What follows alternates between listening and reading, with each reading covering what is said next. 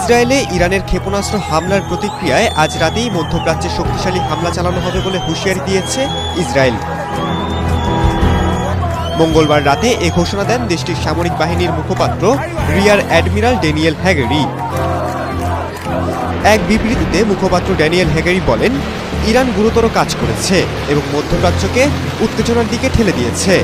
আজ রাতেই ইরানকে এ কর্মকাণ্ডের পরিণতি ভুগতে হবে। ইরানের হামলার প্রভাব খুব কম ছিল জানিয়ে তিনি বলেন, জনসাধারণের দায়িত্বশীল আচরণ, আমাদের প্রতিরক্ষা সক্রিয়করণ এবং ইসরায়েল রাষ্ট্রকে রক্ষার জন্য অংশীদারদের পদক্ষেপের কারণে তেমন কোনো হতাহতের ঘটনা ঘটেনি। আমরা এভাবে কাজ চালিয়ে যাব আক্রমণাত্মক এবং আত্মরক্ষামূলকভাবে। মঙ্গলবার রাত জুড়ে ইসরায়েলকে লক্ষ্য করে ১৮০টি ব্যালিস্টিক ক্ষেপণাস্ত্র ছুড়েছে ইরানের সেনাবাহিনীর এলিট শাখা ইরান রেভলিউশনারি গার্ড